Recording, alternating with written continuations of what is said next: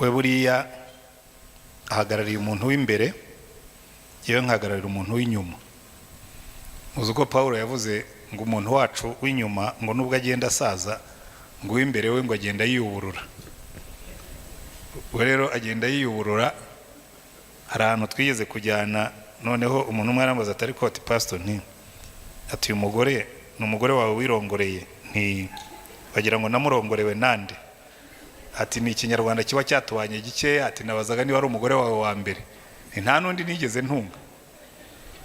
Noneho rero undi munsi abafundi bari bari iwacu barimo kutwubakira, naho bakamureba bakabona ni mutoya.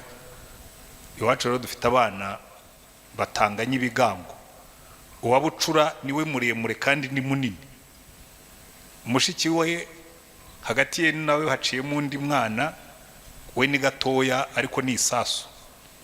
Noneho rero bajyaho bakora komantiri, baravuga ati rero buriye murabona pastor umwe yavuze ngo ndetse uriya mugore niwe mugore wa pastor, undi atoyashaho rero uriya pastor ati namakuru ye ntabwo muyazi, ati umugore we wa mbere yarapfuye, turiya nuwo yishumbushije.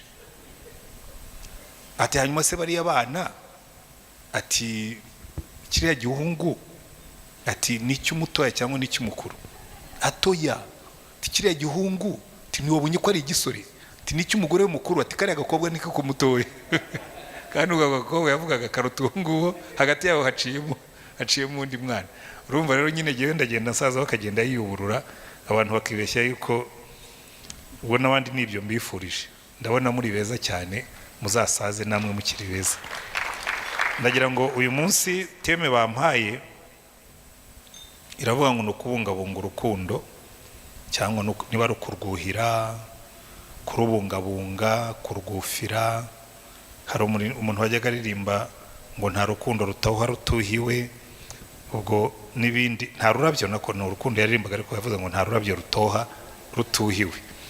Ubwo ndagira ngo uyu mugoroba turebe ibintu bimwe bijyanye no kubaka urugo rwiza. Haleluya. Icyambere nshaka kubanza kuvuga ni principe zo kubaka. Ubundi hari ibintu bigera kuri bitatu nshaka kuvuga ku kubaka, kandi tujya tumisinga, tujya tubura, tujya tutitaho iyo tugiye kubaka ingo. Ikintu cya mbere, umuntu wese yagiye kubaka agomba kubanza akaba afite ishusho y'icyo ashaka kubaka. Nta muntu n'umwe ndabona yubaka inzu atabanje kuyikorera plan. Murabizi twebwe kera mu cyaro twabaye mu byo twitaga mobile house. Abantu cyane cyane nkatwe twiberaga mu Mutara, twubakaga amazu y'ibyatsi, ugashinga ibiti ukabigonda, ukaza gusakara n'ibyatsi, aho ngaho ubwatsi bwazahashira ukabizinga ukajya ahandi.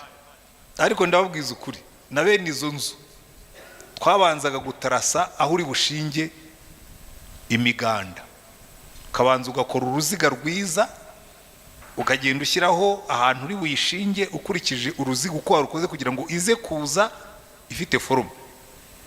Uno munsi iyo ugiye kubaka inzu hano mu mujyi, ho barabanza bavuga ati uzatuzanira ibishushanyo by'inzu zubaka, hanyuma tubone kuguha autorisation. Sicyo cya mbere. Ariko hano mwese mwicaye aha ngaha, uwabatungura akabaha ikizamini, kavuga ati ni munyandikire mu magambo magufi igishushanyo cy'urugo rwiza uko rusa. Mwatangazwa n'ukuntu abantu benshi bamara iminota bishima mu mutwe barimo gushakisha, kuko ntibazi urugo rwiza uko rusa n'ikirugira. So bagenda bashakisha. Niyo mpamvu mbona ingo nyinshi zimera nabi, abantu barimo gukabakaba bashakisha, akavuga ati wenda urugo rwiza ni ururimo umugore utavuga. Kandi abagabo benshi niko bibeshya, ngo urugo rwiza ni ururimo umugore utavuga. Nkanjye umpaye urugo rurimo umugore utavuga rwambihira pe,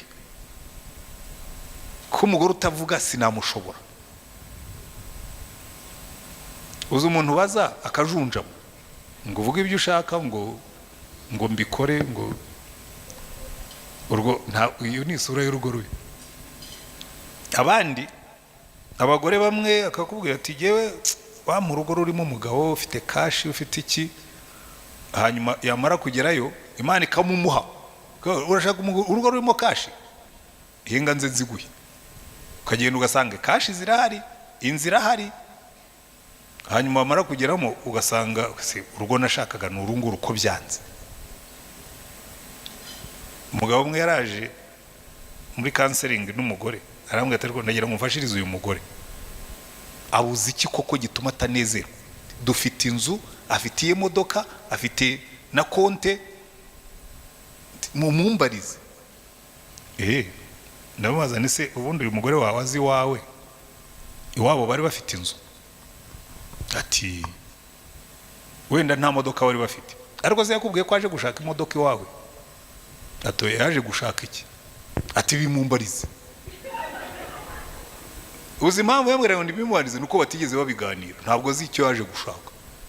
Ari umugabo ntabwo azi icyo umugore yaje gushaka, ari n'umugore ntazi icyo yaje gushaka. Mugenda muhuzagurika gusa mutazi icyo mugiye gushaka. Ntimunanicare ngo mubiganire unakimubwire. Sibyo isura y'urugo. Ubundi urugo rwiza rusa ruti, muze kumbwira, wenda tuze kubiganira kuko nabonye bateganije umwanya w'ibiganiro. Icya kabiri witaho iyo ugiye kubaka inzu, right material, ibikoresho bikwiriye. Ugiye kubaka inzu ya etage ukoresheje ferabeto z'8, koza inkingi z'8 ferabeto ushyizemo, kandi ugiye kubaka inzu ya nive 5, byagera hejuru ukabona inzu iramanutse yikubise hasi. Atari kwiriya nzu yabaye iki? Ko yari ishushanije neza. Wrong material. Abantu benshi burya twese turi wrong material, twese, nanjye ndi wrong material, materiel itariyo. Ibiti byagombaga kubaka nyakatsi ugashaka kubyubakisha inzu ya etage. Muri byo nimo gushaka kuvuga, buriya ikibazo cya mbere tugira mu kubaka urugo, twese tujyamo twiyita beza. Uzi kera umanze mabwira iki kintu, inyigisho nayigezemo hagati, muhumure sindi bubakerereze. Kera nyine umuseribateri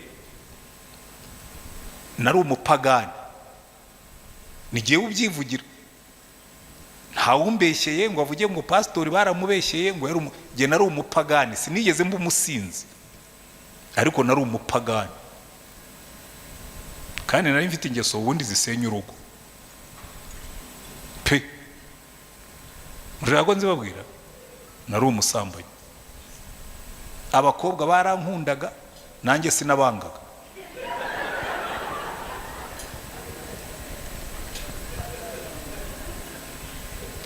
Siyo bibwiriye, kandi nkicara nkajya mbwira Imana ngo Mana uzandinde umugore mubi. Wrong material, ndi wrong material, ndimo ndabwira Imana ngo izampe umugore mwiza. Noneho ngira Imana ndakizwa, maze gukizwa noneho sugutitiriza Imana nyimerera nabi, toko buri gitondo, Mana ariko umugore wanjye ari hehe, Mana kutihuta, urabona ntubone sindimo gukererwa. Ndibuka mfite imyaka 30 nicaye munsi y'igiti, ngira Imana mva rero Mana nize mu seminari, niba ushaka ko nsubira mu gipadiri mbwira hakiri kare, ndimo ndakererwa, ariko niba ngomba kurongora zana umugore. Mana iranyerera nambwira ngo ariko ubundi uri right material, we nagushyingira. Ubundi uri murambwira ngo ni nk'umugore, wigeze utekereza umugabo cyari cyo? Kubura umurokore ntibivuga kuri umugabo. Banza wicara utekereze umugabo according to Jesus ateye ati. Ndagenda abashaka muri mugira ngo ndababeshya, uzashaka igitabo nanditse cyitwa umugabo mu mugambi w'Imana. Material zimwe natangiye kuzicollecting icyo gihe, nacyanditse maze kuba umugabo mukuru, nabonye yuko bikora. Ndabona ubu noneho nyanditse people would believe it, kuko buryo iyo uri umusore ukandika umugabo mu mugambi w'Imana bagatera uyu nguyu yarabyandika ziki. Umuntu w'umwana aratubwira uko umuntu aba umugabo, wese uri umugabo wigeze urwana intambara y'abagabo uzi uko imera. Ariko ubu ngubu ushobora kubivuga with assurance, kuko nzi icyo Imana itegereje ku mugabo, kandi akenshi ibyo twibwira ko dutegerejeho si byo dutegerejeho. Ndaje mbibereke ntabatindiye. So icya kabiri ugomba kwitaho right material. Abagore benshi bicaye Imana akubwira ko ari umugore mwiza, ariko buri ugiye kwicara ukabaza Imana utari kubundi umugore mwiza sate, yakubwira ngo nkomanze nkwereke nkushyira indorerwamo imbere yawe, you will notice ko you are not right material. Impamvu ingo nyinshi zanga zubakwa na material zitari zo, kandi twese twibwira ngo turi right material, ngo ndima ariko ngiye mbona ntacyo mbaye, ngo sindi mubirwa. Nubundi ntabwo uri mubi. Ferabeto y'umunani ntabwo iba ari mbi, ariko ntabwo yubaka inzu ya etage ya nivu 8. Muranyumva? Wowe urashaka kubaka inzu ya etage ugakoresha ferabeto y'umunani. Wrong material. So nta gishushanyo mbonera, nta right material. Icya gatatu ugomba kwitaho ni umwubatsi. Ushobora kuba ufite right material ukaba ufite na plan nziza, iyo utoranije maso mubi kwisha n'inzu yawe. Ushobora kuza ari igihindu gembe, ushobora kuza isa nabi, ariko kubera iki watoranije umwubatsi mubi. Buriya rero ibindi bisigaye ngiye kubivuga mu magambo make, kuko iminota nihaye ndayibara neza kandi rwose iragwamo, kuko ndifuza ko izi ntebe ziza kwicarwaho noneho ubwo bikaba ibiganiro. So tujye ku cyambere, isura y'urugo rwiza. Harimo n'ibindi nayo kuvuga mu mahame y'imyubakire.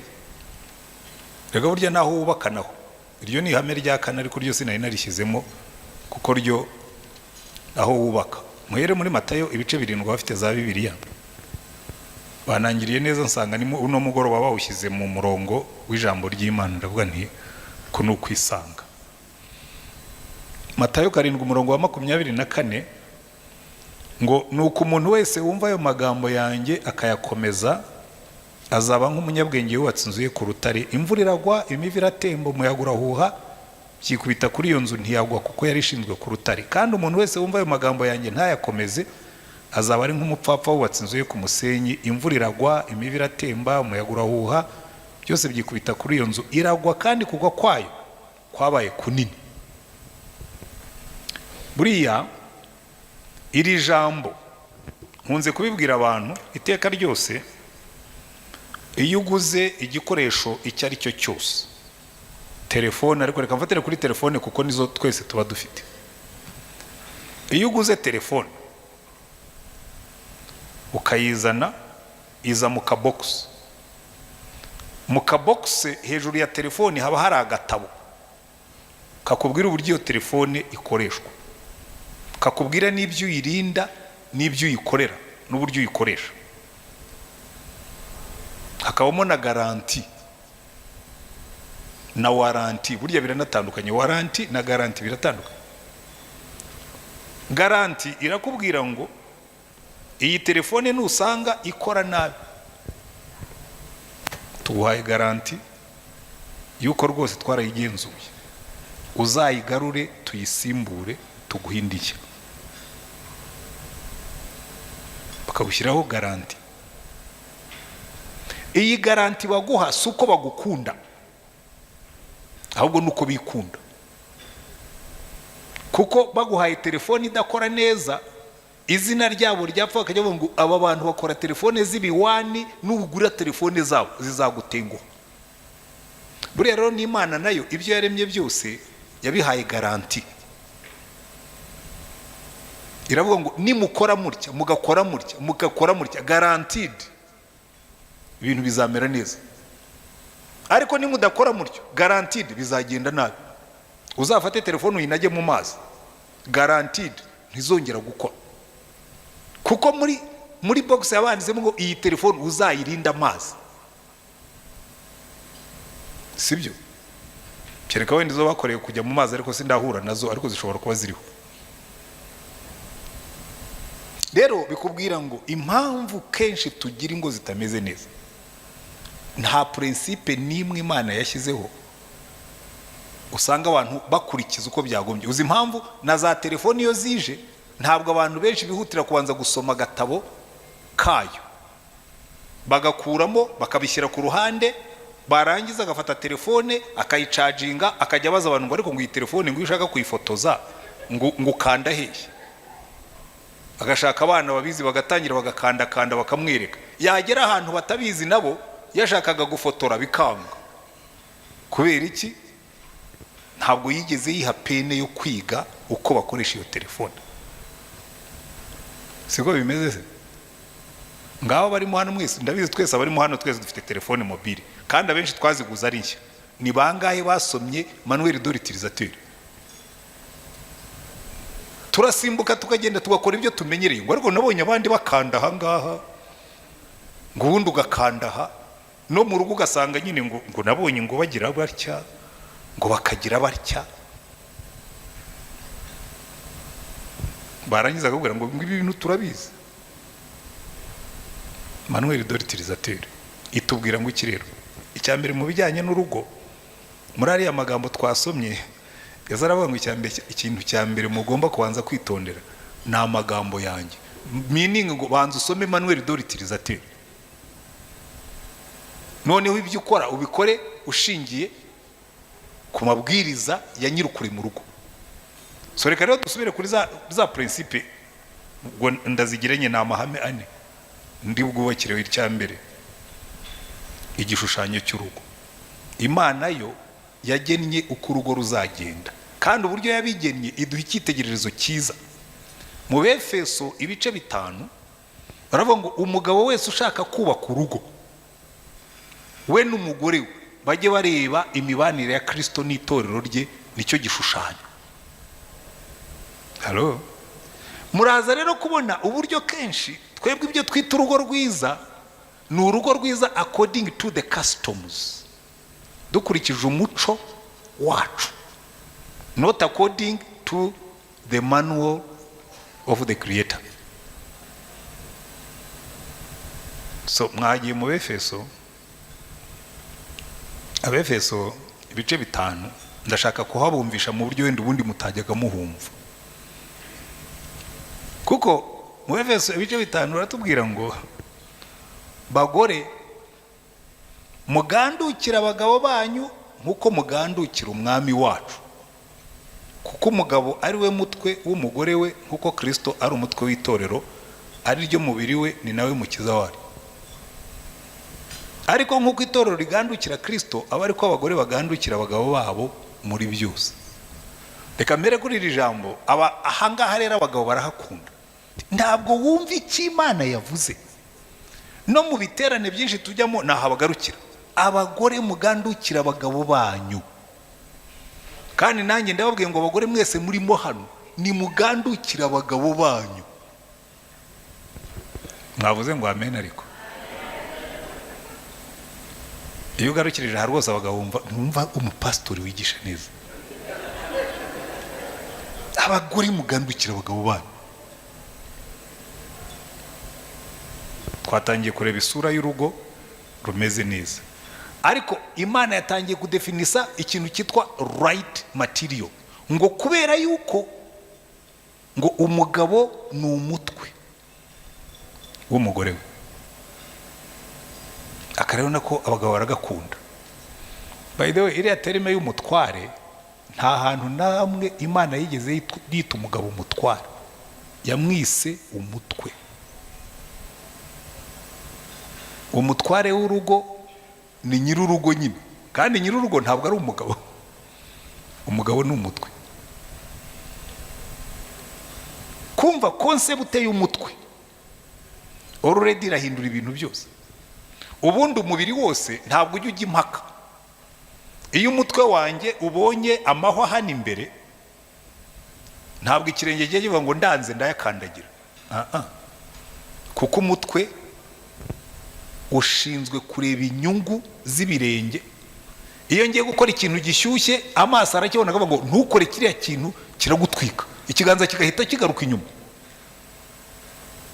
Umurimo w'umutwe ntabwo ari ugutegeka, ni ukureberera umubiri wose. Haleluya. Rero right material muze kwitegereza neza, ubundi umugore niba ari umubiri w'umugabo, umugabo akaba umutwe, automatically birikora. Biza kwikora bite? Ndaje mpagere. Agakomeza akavuga kandi bagabo mukunda abagore banyu nkuko Kristo yakunze itorero akaryitangira, ngo aryeze amaze kuryogesha amazi n'ijambo rye, aryishyire rifite ubwiza, ridafite ikizinga cyangwa umunkanyari cyangwa kugira igisa gityo, ahubwo ribe ryera ridafite inenge. Uko niko abagabo bakwiriye gukunda abagore babo nk'imibiri yabo. Ukunda umugore we aba yikunda. Amen. Hanyuma iyo ni isura. Nababwiye ngo ugiye kubaka inzu arabanza agakora igishushanyo mbonera, akavuga ngo muri uru rugo rero tugiye kubaka, I will care for you. Nzagukunda wa mugore we nkuko Kristo yakunze itorero, nibiba ngombwa nzatanga n'amaraso yanjye. Nyansetsa abajene niyo nabigije nkababwira, ariko mwimagine nk'umuhungu agukunda akagenda akavoma amaraso mu mutsi akayashyira mu gacupa, agashaka ipurimi, cyo hakera twajyaga twandikisha za purime, cyangwa agashaka ikindi kintu akandika ibaruwa akoresheje ya maraso. Arabwira ngo mva sheri, iyi baruwa nuyibone yanditse n'umutuku, ntugire ngo ni ikaramu nakoresheje, navomye amaraso yo mu mutsi mu kuboko kw'ibumoso hafi y'umutima.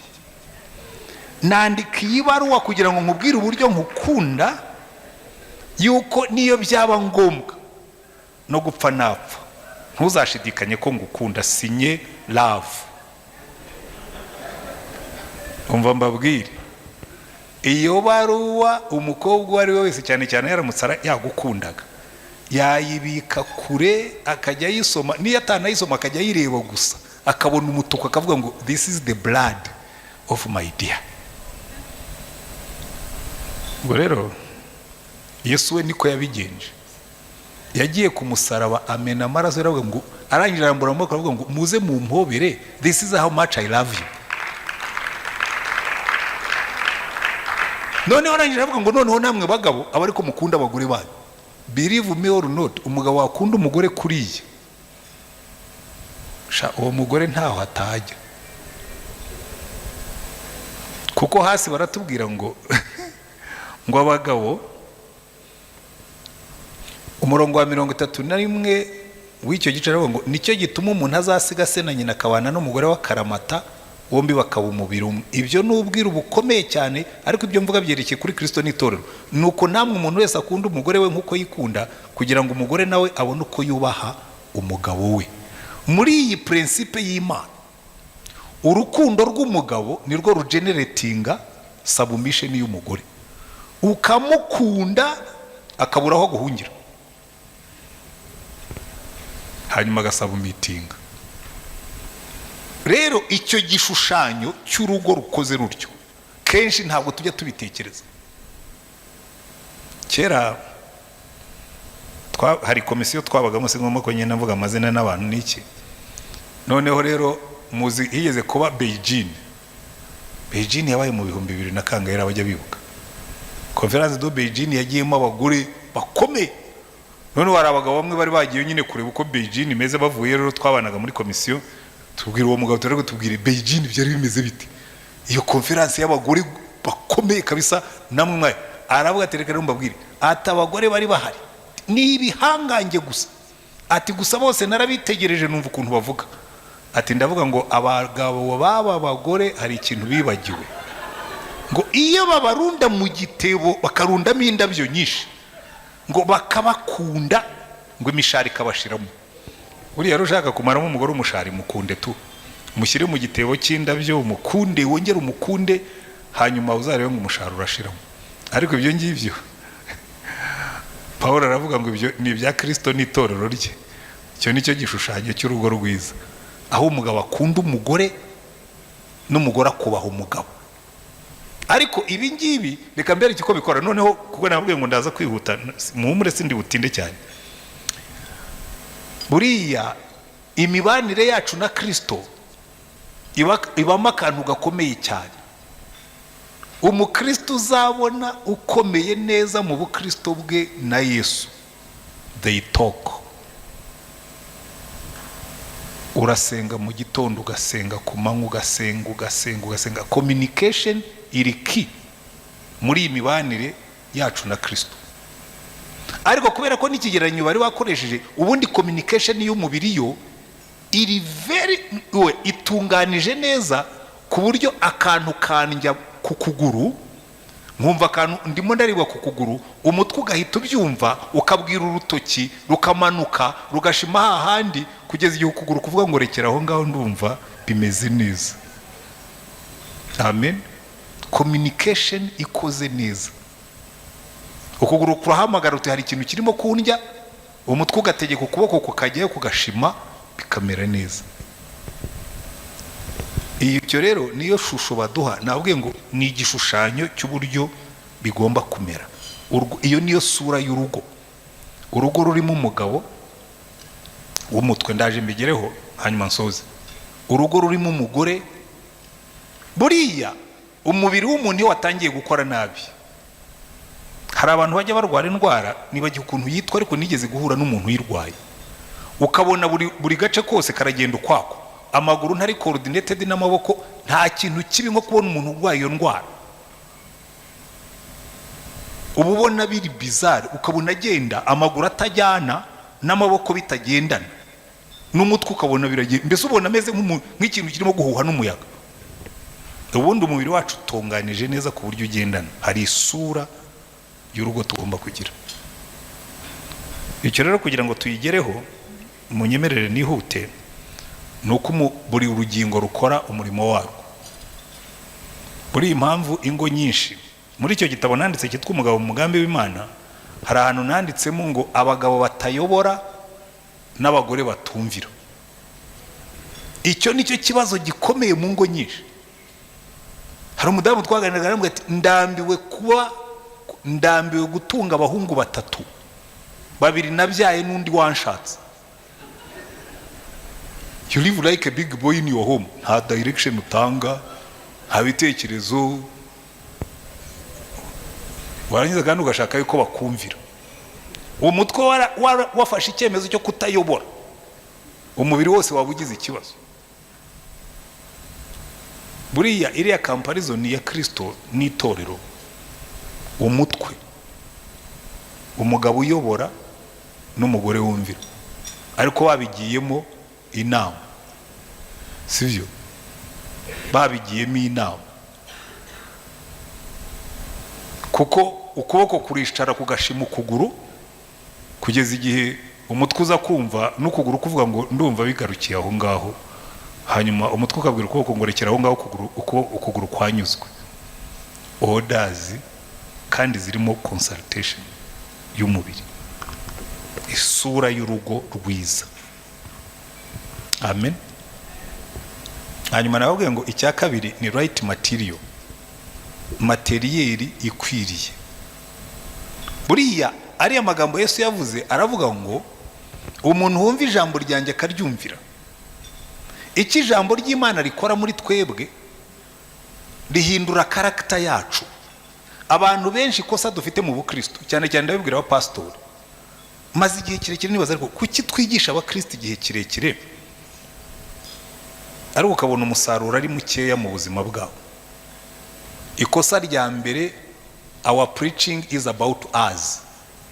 Nigisha ngo n'impression abakristo, bajye bavuga ngo Pastor Ntwane ngo avuga neza, ngo Pastor Ntwane ngo kabisa. Ntabwo Imana yadutumye ku impression abantu, yadutumye kubahindura. Ariko usanga kenshi twe twabaye abakinnyi, abakristo b'abafana. So ujya hariya bakagukomera amashyi, ndetse bakanahaguruka bamwe bakajya batunga agatoki bati ye kina we, preach it brother, preach it. Bakagukomera amashyi, noneho nawe ukaba excited, ukarushaho kubyina. Waza kurangiza ngo hariya byari bimeze neza. No, hari agasaku, ntabwo hari transformation. Kuko Yesu yatubwiye ngo umuntu wumva aya magambo yanjye akayakomeza mu yandi magambo akayasobanukirwa, kuko ubundi Bible knowledge bamo etape 3. harimo information. Iyo ndimo kuvuga mbaha information, iyo muzitekerejeho bibyara icyo bita understanding, gusobanukirwa. Iyo mubishyize mu bikorwa bibyara wisdom, ubwenge. Ariko akenshi tugarukira kuri nivo ya mbere, ni information gusa. Yesu akavuga ngo uwumva amagambo yanjye akayakomeza, uwumaze kumva ibingibi akabikomeza, ubuzima bwe bugahinduka, niwe uzavamo right material. Amen. Reka rero ngane kuri right material. Number 1, ku mugabo twabonye ko right material no kubanza ukemera kuri umutwe w'urugo, sibyo? Right material wigana Yesu, uri umukunzi w'umugore wawe, umukunzi w'umugore wa kurinda upfa, one man one wife. Iwacu muri Anglikani iyo dusezeranya abantu tubaza umuhungu ibibazo byarangiza akavuga ngo mwemeye niho nuwo nguwo. Umuntu umwe yaravuze ngo kurongora ngo ni nko kujya muri restaurant ngo reba komande undi yakoze iruhande rwawe ngo kifuza guhindura iyo wakoze, kandi bijya bibaho rwose. Kajya hano kareba wambaye wabona komande umuntu, hari abantu bagenda nkari nitujya kwiseriva muraza kubibona, agatondeka ibiryo ukabona bimeze nka decoration. Hari abagore rwose baza, abagabo bamwe yamureba bakavuga ati unagiye kurongora uriya mugore ndeba hehe uriya yancitse, ariko komande yawe niyo ngiye kuri iruhande, it's one man one way. Kandi Imana ikakubwira ngo rero niba ushaka kubaka urugo rwiza uzaba umukunzi w'uwo mugore until you die. Kandi iruhande rwawe hari andi makomande menshi arimo gukura. Iyo ni right material. Icya gatatu ngo umugabo uzasiga se na nyina bane n'umugore wa karamata, umurinzi w'urugo rwe. Muri yasura y'urugo umugabo niwe murinzi w'urugo rwe. Usiga so na nyoko, nukuvuga ngo ibyo wizi wanyu bisigeyo. Hari abagabo birirwa comparinga ba mama babo n'abagore, akavuga ngo mama wanjye yagiraga gutya. Ntabwo warongoye mama wawe, je suis très désolé. Uwo mugore warongore ari unique, sibyo? Ngo mama yagiraga gutya, ndetse hariho n'abagabo basubirayo kujya kurya ibiryo byo kwa mama. Niba umugore watazi guteka nka mama uzabwire mama waza mwigisha, ariko nakaramata n'uwo mugore no tukwa mama wawe. Hari na ba mama bava i Rusizi bakaza gutanga amabwiriza i Kigali, Imana ikavuga ngo ntabwo ibyo birimo, umugabo agomba gufasha mukecuru. Hanyuma hari utuntu tuba kuri za hariya ni TikTok, ni TikTok, ni TikTok. Umukecuru yari arimo kubyigana n'umukazana kugaburira umugabo, umwe yazanye ibiryo undi yazanye ibindi, uko narakabonye ndavuga nti yewe ariko ubugoryi bubaho. Uza kugaburira umuhungu wawe wamuretse akarya iby'umugore we. Hari n'abandi nabonaga babyiganira kwicara imbere mu modoka, mukecuru abyigana n'umukazana we. Umuntu yarambara ati biri bitekereza kira abantu uriya muhungu yari ikigoryi. Nari kwegera madamu nkabwira ni madamu, ceceka ugatoya, reka mukecuru yicare hano nitugera mu rugo ndamukosora. Nkamutwara nkamwubahisha, ariko twamara kurangiza nkamwegera nkabwira rero mama, ubundi mu gisirimu iriya ntebe y'imbere ni y'umugore, kuko niwe tuba twarambaranye impeta, agomba kunyicarira iruhande, wowe ukicara hari ukagenda udusabira umugisha nyine nk'abana bawe. Ariko ukadefanda umugore wawe utamudefanze buryo uba wabyishe. Hano harimo bamwe bashobora kwicayemo ba sister na ba brothers bararushenye ntubimenye. Ba brothers bawe nibasuzugura madamu na bashiki bawe, ujye umenya ngo uri umugabo wataye inshingano. Imana iravuga ngo usige so na nyoko, nukuvuga ngo nabarumuna bawe nababyara n'imico yiwayo mutangira undi muco mushya wawe n'umugore wawe. Kandi n'abagore nabo ni kimwe. Isura y'urugo according to God. Umugabo umurinzi w'urugo rwe. Number 4, umugabo umurezi w'urugo rwe. Kuba tubwiye ngo Kristo araturera ngo atwishyire tudafite ikizinga cyangwa umunkanyari. Take care of your home. Sivyo? Kandi ikindi kintu Yesu adukorera, kuko niwe cyitegererezo cyacu, ndi hafi gusoza, ni umutambyi yicaye iburyo bw'Imana Data adusabira. Ariko abo bagabo barasi mbabwira ngo muze kuvuga, ndabitegereza mu maso, muri abagabo pe, ariko nshobora kurahira ntabeshya 3 bya 4 ntabwo muri abatambyi b'ingo zanyu. Abagabo benshi barwaye indwara ikomeye dukwiye kuzashakira umuti, tugashaka n'ibitaro byayo, babana n'ubumuga bwo kutavuga imbere y'Imana. Abagabo benshi ntabwo basenga, abana benshi ntibarumva papa bavugaho umugisha, abagabo benshi ntibajya bazamura ijwi mu rugo ngo basenge. Ariko ubundi umugabo niwe mutambyi w'urugo iyo ashaka kuba isura ya Kristo. Kandi mbatera ubwoba, Bibiliya iravuga ngo umutoya, umukuru niwe uhesha umugisha umutoya. So niba umugore wawe ari usengera urugo rwawe, ubwo nyine byararangiye, we you have abdicated, ubwo niwe mutoya mu maso y'Imana, ubwo umugore niwe wabaye mukuru. Ntabwo Bibiliya ryo yanditse niko ivuga ngo umukuru niwe uhesha umugisha umuto. Niba urugo rwawe umugore ari urusengera, ubwo mu maso y'Imana niwe uruvugira, ubwo wowe bakwambitse ijipo, madame atwara ipantaro mu maso y'Imana. Reka ndangirize kuri aka kantu mbaterera urwenya, hanyuma museke mvuge kuri nyir'urugo, hanyuma turangize. Njya mbibwira abantu, buriya mu bantu banditse ku bagore, kuko ubwo nibanze ku bagabo, ariko ngiye no kuvuga ku bagore hanyuma nsoze. Mu bantu banditse ku bagabo, ku bagore I mean Salomo ni uwa mbere, ariko yabanditseho nabi. Ariko yumvuze nabi ni nabi. Salomo yanditse ku bagore imigani igera kuri 6. Reka mbasomere imwe muri yo. Mu migani igice cya 11 umurongo wa 22 aravuga ngo umugore w'uburanga bwiza utagira umutima ni nk'impeta y'izahabu ikwikiye mu izuru ry'ingurube. Umugore mwiza utagira umutima. Hari umwana w'ikirara yigeze kujya kuragira ingurube. Nyine mwarabuze ko abagabo benshi muri uyu mujyi baragiye ingurube ntibabimenye. I'm not insulting people, ntabwo ari wanditse Bibiliya. Iravuga ngo umugore mwiza utagira umutima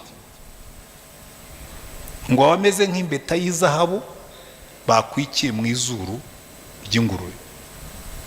It's a very strong comparison, kuko abantu benshi ubwiza bwabo butuma biyandarika. Kandi uyu mujyi mbabwire urimo abashumba b'ingurube benshi. Icyo ndimo gushaka kuvuga mu cyumve neza, ntimugire ngo ndimo ndatukana. Hari abagabo batagira ikinyabupfura. Umuntu wese wabaye mu bashumba, abaragira ihene, abaragira amatungo magufi, bagira ikinyabupfura gike. Hari abagabo badatinya umugore w'umugabo. Hari n'abagore kubera ko bahora babashyiraho pressure, ageraho akemera kujya muri ibyo byaha. Ibyo mvuga bifitiye gihamya. Nizere ko nta n'umwe urimo hano, kuko mwebwe muri beza.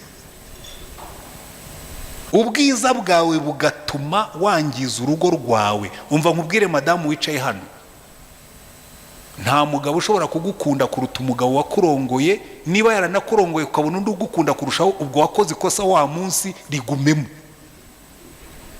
ariko wikwiyandarika. Ko Bibiliya yatubwiye ngo icyo gihe ubwiza bwawe wabwangije. Ibyo ntabwo ari byo byanditse, ariko ndimo ndabatera ubwoba ahubwo mutazajye muri ibyo bintu. 12 umurongo wa 4 aravuga, imigani 12 umurongo aravuga ngo umugore w'ingeso nziza abera umugabo we ikamba, ariko ukoze isoni ni nk'ikimungu kiri mu magufwa ye. Bene usambana, usinda, upfobya ni nk'ikimungu.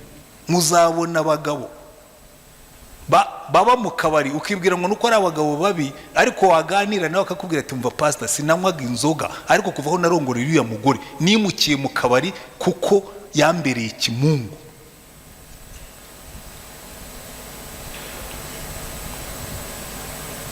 Hanyuma Salomo atangira gushaka solutions.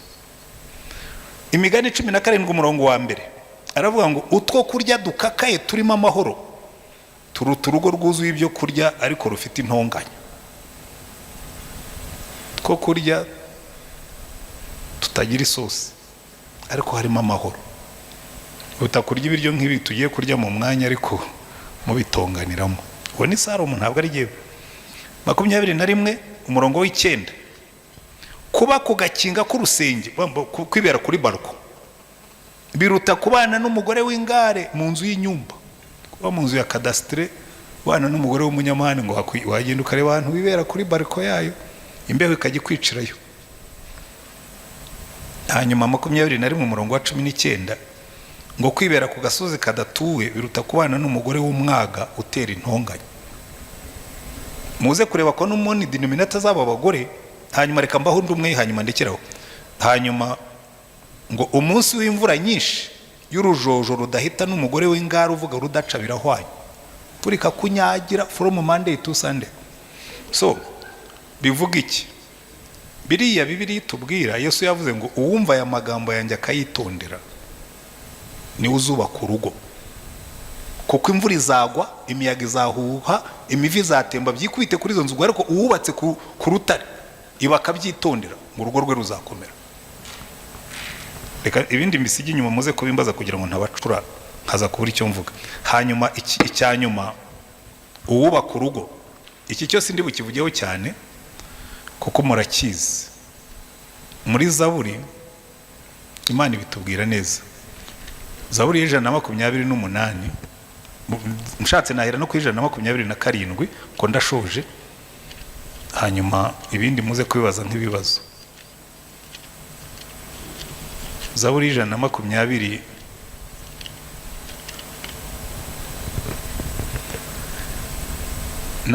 iravuga ngo Uwiteka iyo atari we wubaka inzu abayubaka baba baruhira ubusa. Uwiteka iyo atari urinda umudugudu umurinzi abera amaso ubusa.